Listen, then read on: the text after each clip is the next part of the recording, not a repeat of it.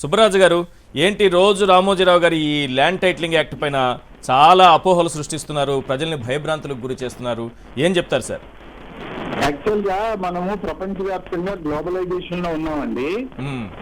అమెరికాతో సహా అన్ని అడ్వాన్స్డ్ కంట్రీస్ లో ల్యాండ్ కొనటం అనేది, ల్యాండ్ కొనేవాడు అమ్మేవాడు ఫిజికల్ గా కలవకుండా 1 వీక్ లోపులో ట్రాన్సాక్షన్ కంక్లూడ్ అవుతుంది. ఎందుకంటే టైటిల్ గ్యారంటీ అనేది అక్కడ ఉండటం వల్ల ల్యాండ్ కొనేవాడు వాళ్ళు ఫిజికల్ గా తన ల్యాండ్ చూడకుండా నాకు ఈ ల్యాండ్ నచ్చిందని చెప్పి వాళ్ళ కన్సల్టెంట్ కి, ప్రొఫెషనల్ కన్సల్టెంట్ కి చెప్తాడు. తను వాళ్ళతో డీల్ చేసి కొనేసి రిజిస్టర్ డాక్యుమెంట్స్ తో సహా మొత్తం అంతా ఫెసిలిటేట్ అయింది. ఇంకొక విషయం ఏంటంటేనండి, అక్కడ ల్యాండ్ టైటిల్ గ్యారెంటీతో పాటు టైటిల్ ఇన్సూరెన్స్ ఉండటం వల్ల మన ల్యాండ్ అమ్ముకోవాలంటే మనం డైరెక్ట్ గా మన సబ్ రిజిస్టర్ ఆఫీస్కి వెళ్ళి మన డాక్యుమెంట్స్ ఇచ్చేసి మేము అమ్మేదలుచుకున్నాము ల్యాండ్ అంటే, అక్కడ అప్పుడు గవర్నమెంట్ రేట్ ఎంత ఉందో దానికి 5% 6% డిడక్ట్ చేసి ప్రతిమాది మన్నాడు డీడీ తీసి ఇచ్చేస్తారండి. ఆ డీడీ తీసి ఇచ్చేయడం అంటే అక్కడ గవర్నమెంట్ వాల్యూకి మార్కెట్ వాల్యూకి తేడా 5 to 10% ఉంటుందండి. అట్లాగా అందుకని అక్కడ ల్యాండ్ పర్చేజులు కానీ సేల్ కానీ ఈవెన్ అపార్ట్మెంట్ సేల్స్ కానీ దుబాయ్లో వాళ్ళు దుబాయ్లో ప్రాపర్టీ కొనాలంటే ఇక్కడి నుంచి కదలకుండా మీకు డాక్యుమెంట్స్ ఇక్కడికి వచ్చేస్తాయి. మీరు ఫిజికల్ గా వెళ్ళి చూడకుండా కూడా ఇవన్నిటికి కారణం ఏంటంటే పక్కా టైటిలింగ్ గ్యారంటీ యాక్ట్స్ ఉన్నాయి అక్కడ. అదే మోడల్లో బాగా ప్రపంచం అంతా రావాలి. ఎందుకంటే ఇండస్ట్రీస్, ఇన్వెస్ట్మెంట్స్, ప్రాజెక్ట్స్ రావాలంటే ఓన్లీ గవర్నమెంట్ దగ్గర ఉన్న ఇండస్ట్రియల్ ఎస్టేట్స్ లో ల్యాండ్ సరిపోవండి ఒక్కోసారి. రెండోది ఏంటంటే వాళ్ళు గవర్నమెంట్ దగ్గర నుంచి తీసుకుంటే తీసుకుంటున్నారు అనే చెడ్డ పేరు వస్తుందని కొన్ని respectable companies private land acquire చేయాలనుకుంటాయి.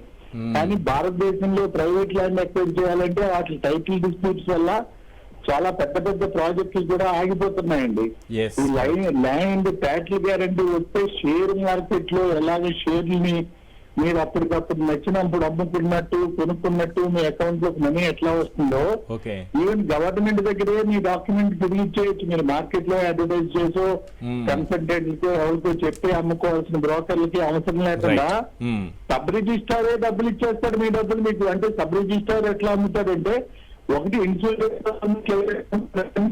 లేదంటే తన మార్కెట్ లో పెట్టి తనకి ప్రాఫిట్ వచ్చిన తర్వాత దాంతో వాళ్ళు హ్యాపీగా వెళ్తారు. మన భారతదేశంలో ఇప్పుడు ఉన్న ఈ రిజిస్ట్రేషన్ వ్యవస్థ వల్ల మీకు ఏ విధమైనటువంటి డబ్బులు తీసుకోవడమే తప్పితే మీకు టైటిల్ సంబంధించి ఎటువంటి గ్యారంటీ కానీ, హామీ కానీ, భరోసా కానీ, బీమా కానీ లేదు.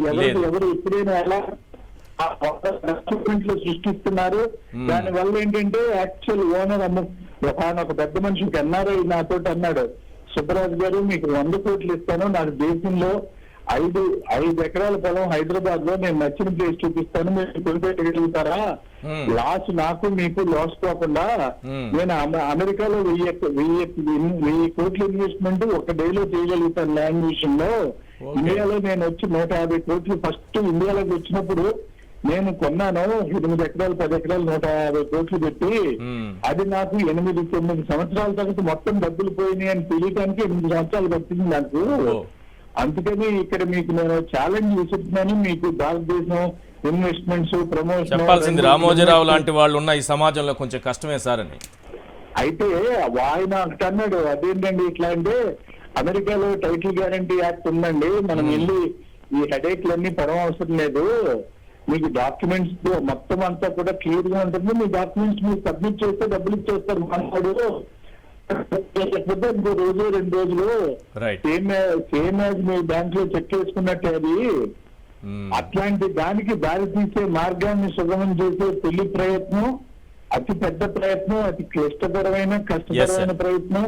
100 ఏళ్ల తర్వాత సమగ్రమైనటువంటి శాటిలైట్ ద్వారా, డ్రోన్ల ద్వారా భూమి యొక్క సర్వేని చాలా పటిష్టమైన సాంకేతిక పరిజ్ఞానం ద్వారా చేస్తూ వాటికి ఎంత ఎఫర్ట్, దాని వెనకాల ఎంత థింకింగ్, ఎంత లీగల్ డిపార్ట్మెంట్ నుంచి అన్ని డిపార్ట్మెంట్ నుంచి సెవరల్ రౌండ్స్ నల్సార్లో భూమి ఎక్స్పర్ట్స్ అంటే అద్భుతమైనటువంటి వరదాయని వరప్రసాదిని ఈ దేశంలో వీళ్ళు ప్రజలకు మంచి జరుగుతుంటే ఏడుస్తున్నారు, ఎవరి అవసరాల కోసమో ఏడుస్తున్నాడు ఈయన ఈ వయసులో, అంతే.